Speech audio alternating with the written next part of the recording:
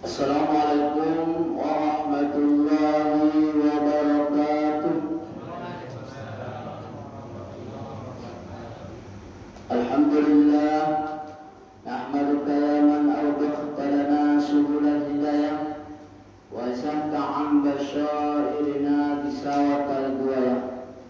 Wa nusalli wa nusallim ala man arsaltahu syahidan wa mubassira wa nazira wa da'iyan ila Allah bi'isnihi wa sirajan munira. Qala Allah ta'ala fil Qur'anil Karim, a'udzu billahi minasy syaithanir rajim. Bismillahirrahmanirrahim. Inna anzalnahu fi lailatul qadr wa ma adraka ma lailatul qadr. Lailatul qadr khairun min alfi syahr. Tanazzalul malaikatu war-ruhu fiha bi'izni rabbihim min kulli amr. Salamun hiya hatta matla'il fajr. Tsumma qala Rasulullah sallallahu alaihi wasallam fil kitabil hadis, man shoma ramadana imanan wa ihtisaba ghufira lahu ma taqaddama min dzambi. Pertama sekali dan utama sekali ialah marilah kita mengucapkan puji dan syukur kepada Allah Subhanahu wa taala atas nikmat Islam, nikmat iman, nikmat kesehatan dan nikmat kesempatan, sehingga kita dapat hadir berkumpul di rumah Allah ini, yaitu untuk beribadah kepada Allah Subhanahu wa taala, melaksanakan salat fardu dan juga insyaallah nanti akan kita laksanakan salat sunnah tarawih. Mudah-mudahan semua amal ibadah kita dilipat gandakan oleh Allah Subhanahu wa taala dan diterima di sini. Amin ya rabbal alamin. Selanjutnya salat dan salam kita diahkan kepada Nabi kita dan Nabi sallallahu yang melafazkan Allahumma shalli wa sallim wa barik ala sayyidina Muhammad wa ala ali sayyidina Muhammad. Mudah-mudahan dengan serunya kita baca salawat kepada Rasulullah SAW, insyaallah kita nanti mendapat syafaatnya di hari yauma la yanfa'u malun wala banun illa man atallaha biqalbin salim. Ialah di hari yang mana pada waktu hari itu nantinya tidak berguna lagi harta, anak, bapak, semuanya kecuali amal sendiri yang di hari kiamat.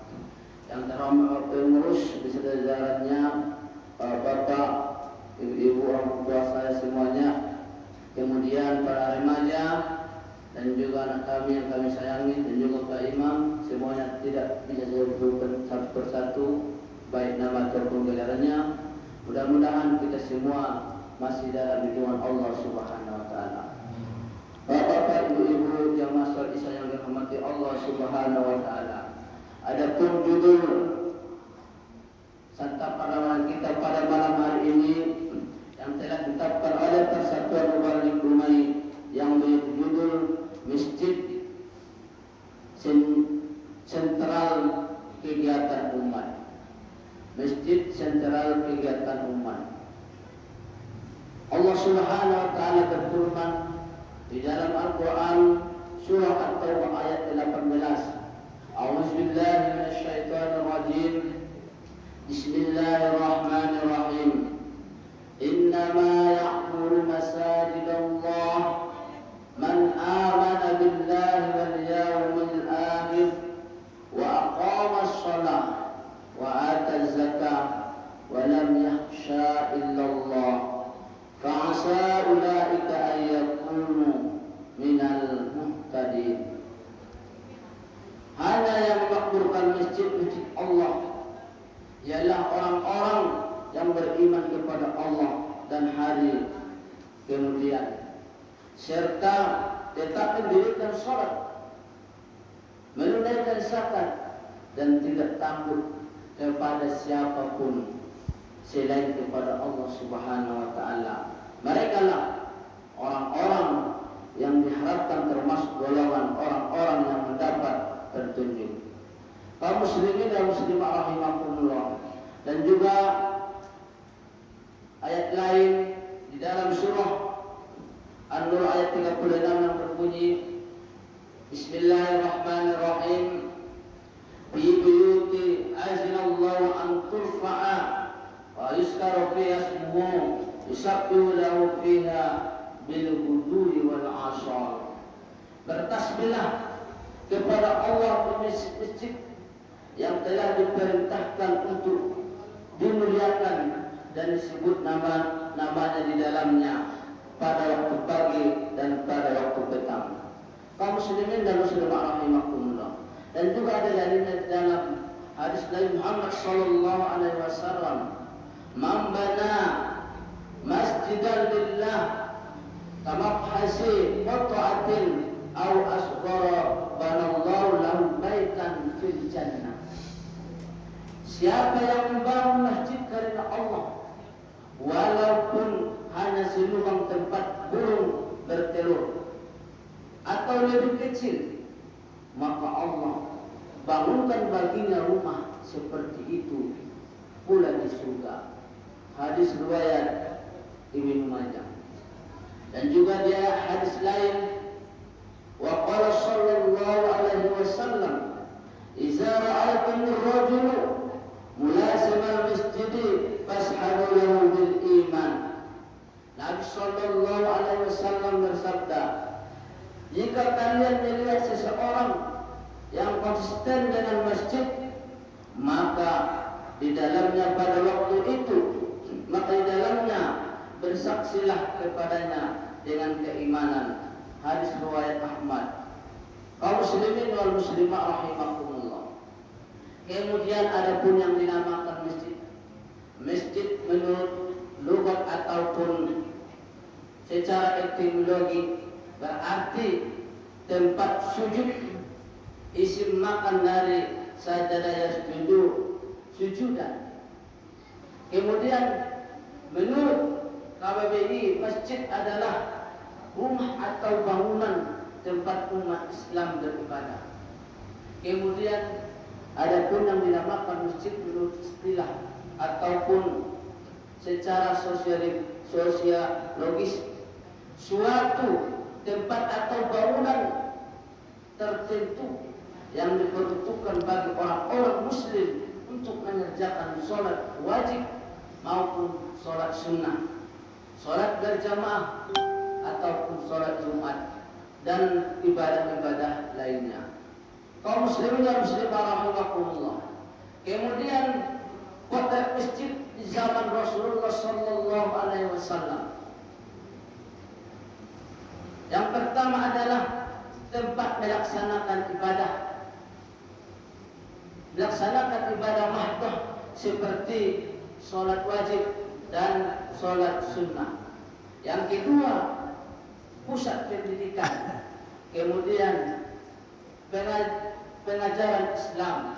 Yang ketiga, informasi Islam. Yang keempat, tempat menyelesaikan perkara pertikaian, hukum, peradilan masyarakat. Dan juga di zaman Rasulullah SAW, masjid juga dibuat pusat kegiatan ekonomi dan juga dibuat pusat kegiatan sosial politik. Kaum muslimin dan muslimah rahimakumullah. Kemudian masjid menurut yang insyaallah yang akan datang, pelayanan masjid masa depan ada 6. Yang pertama adalah pembangunan sarana fisik memadai. Yang kedua, kegiatan ibadah mahdoh, teratur, aman, menciptakan kehusukan dalam beribadah kepada Allah Subhanahu wa taala. Dan yang ketiga adalah pusat pendidikan berbasis masjid, mulai dari sekolah TK, SMA, bahkan nanti adalah dibuat sebagai perusahaan ataupun PT. Kaum muslimin rahimahumullah. Kemudian dari masjid masa depan juga dibuat pusat informasi Islam berbasis digital. Kemudian pusat dakwah dan kajian Islam secara rutin dan bersilabus.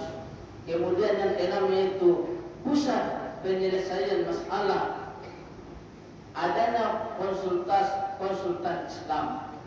Kemudian juga dibuat pusat kegiatan sosial ekonomi dan sosial politik BUMN, dan kemudian dibuat yaitu masjid sebagai masjid Umar.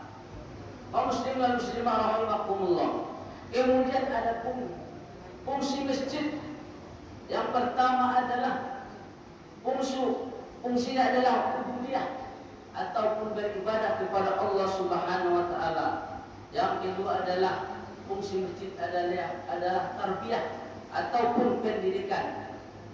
Yang keempat adalah fungsi iktisadiyah ataupun perekonomian. Selanjutnya adalah fungsi ijtimaiyah ataupun sebagai sosial kemasyarakatan. Kaum muslimin dan muslimah rahimakumullah, itulah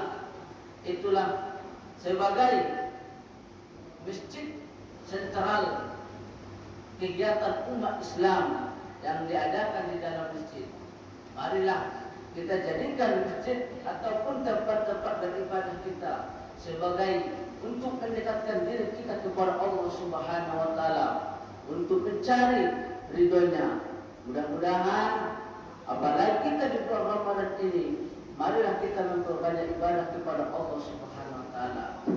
Demikianlah saya sampaikan, mudah-mudahan ada manfaatnya untuk kita semua dan juga dapat kita amalkan. Akhirul kalam ini, ihdinas siratal mustaqim. Assalamualaikum warahmatullahi wabarakatuh.